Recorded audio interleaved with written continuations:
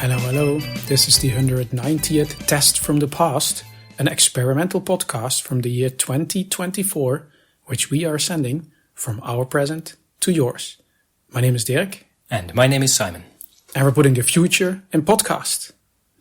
So, another episode where we tell our listeners in the 23rd century about life in the 21st. Correct, yeah.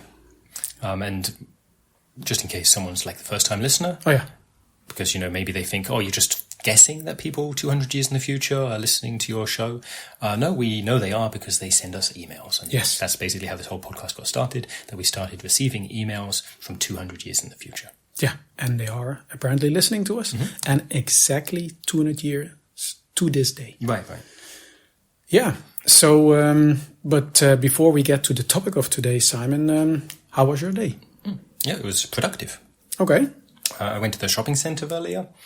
I have had this expanded battery. So I'd taken out the battery from my old MacBook, put a new one in there, and then the old one that I took out, the reason I took it out is it all expanded, Okay. It looked like this really spicy ravioli or something. So I took that back to the Apple store, gave that back to them because they have to dispose of it. Then I had a look at the new iPhone 16s. Oh, yeah, new iPhone. Yeah, I mean, they look very similar to my iPhone 12, but the camera bump is maybe like 2 or 3 times as big. It just keeps on getting taller, Like when you lay it on the table, it just keeps growing up. That's amazing. And I think at some point that camera bump will be thicker than the phone again, if you see what I mean. I mean, it's a camera, it's fine. It looks kind of funny. If you see it year to year, it's gradual. When you see it 4 years later, it's really big. I heard it was also faster than the previous iPhone. I mean, yeah, but that's... And it had more memory, that's what I heard as well.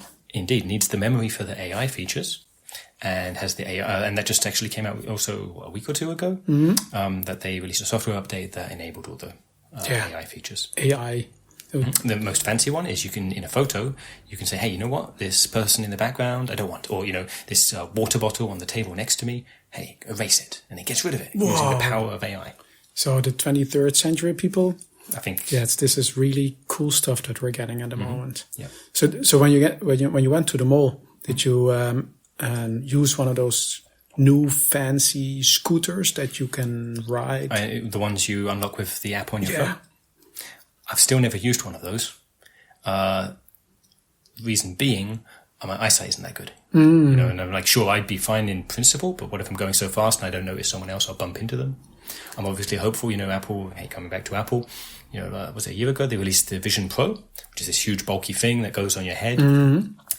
And at the moment, I think it doesn't offer the ability to have like an overlay on the world.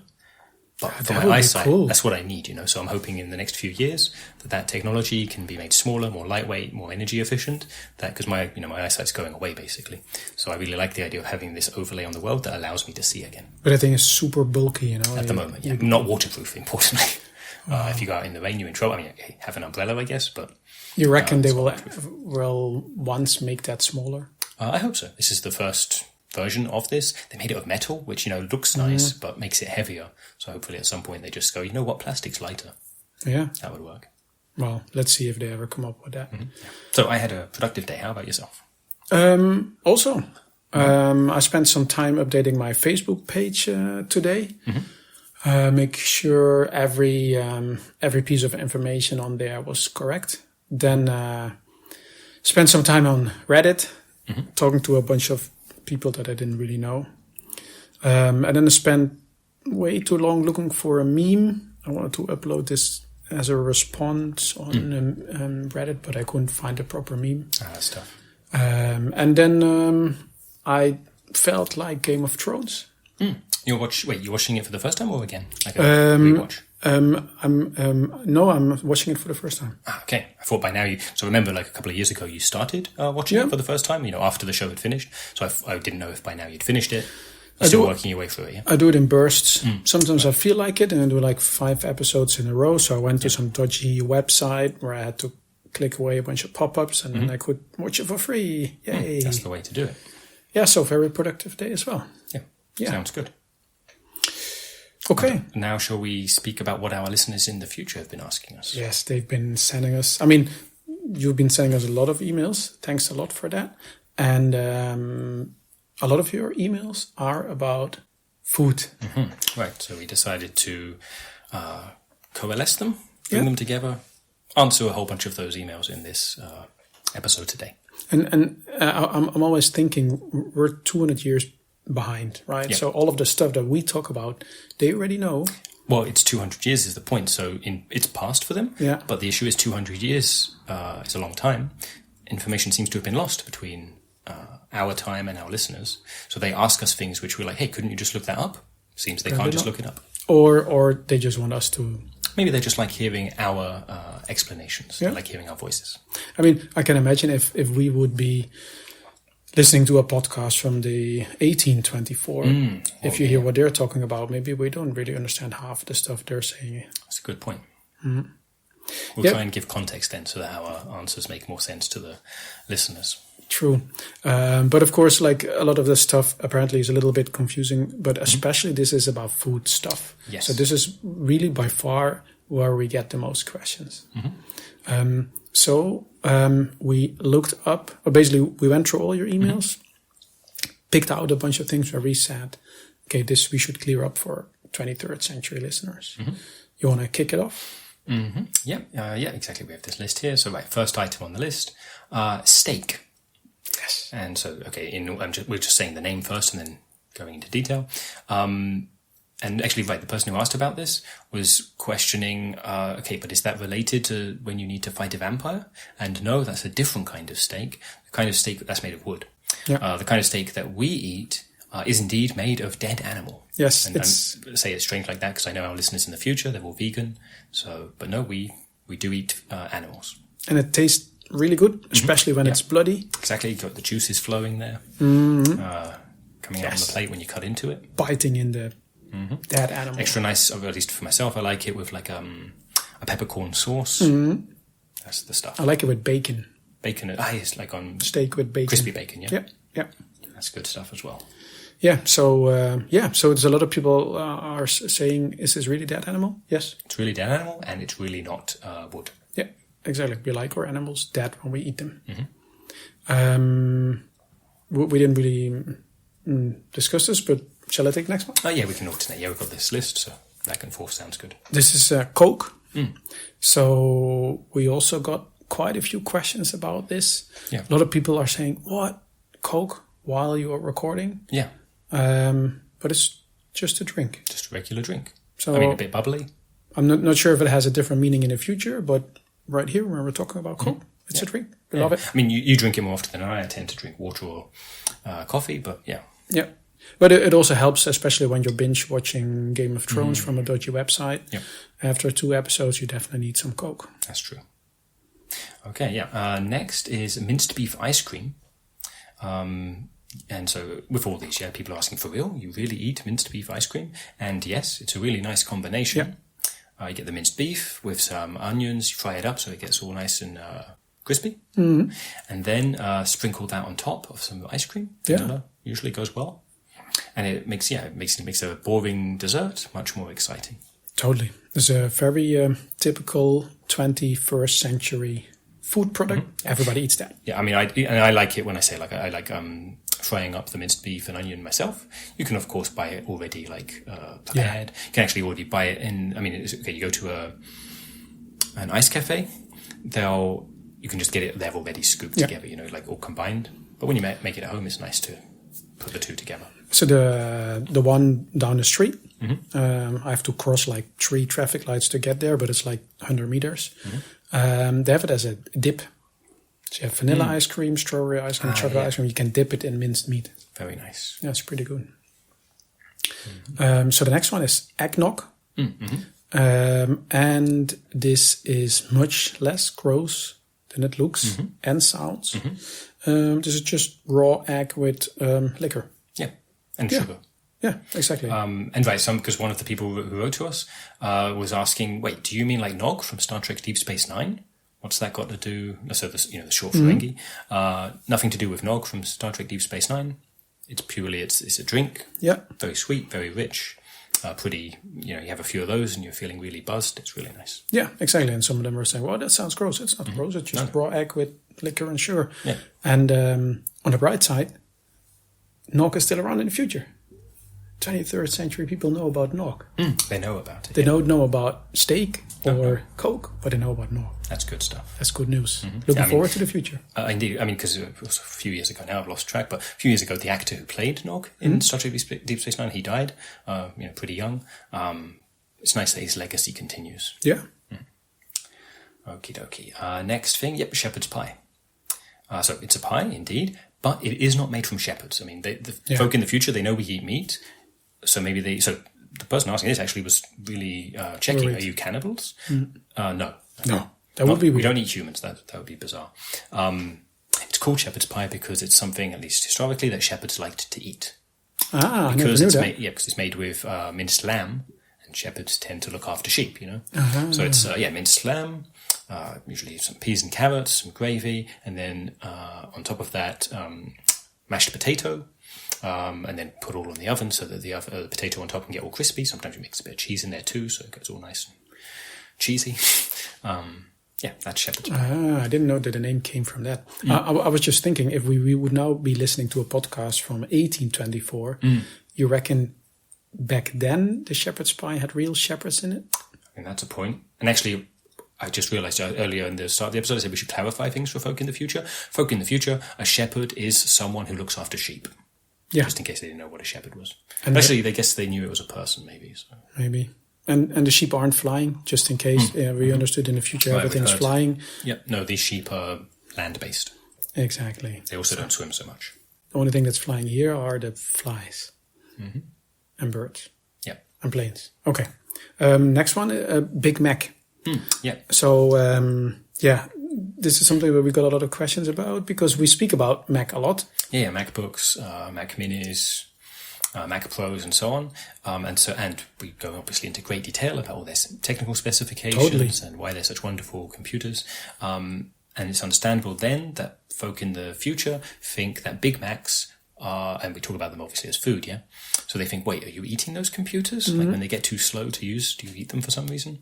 But no, a Big Mac is actually a very mediocre hamburger from a restaurant chain called McDonald's. Yes. That's all that is. So don't worry, we're not eating our computers. That'd be a very strange thing. We'll leave them around on a big, massive electronic trash heap for you guys in the 23rd century to deal with. Exactly. We just put them in a landfill, have our time capsule. Yeah, exactly. Yes, that's it. That's why we don't securely erase the hard drives or the SSDs. We leave all the data on there too, so that you, our dear listeners, can check out what kind of stuff we were looking up, writing about. I mean, on the bright side, maybe they would have never found out how to email us if we hadn't left so much crap in landfills across the world. Yep. Really. Sowing our own success. Yes. So, next thing on the list here, very tasty thing, mushroom jerky. Yeah. And actually that's a nice, in contrast to some of the things we described earlier, which involve meat and eggs and cheese and so on. Mushroom jerky, it's mushroom.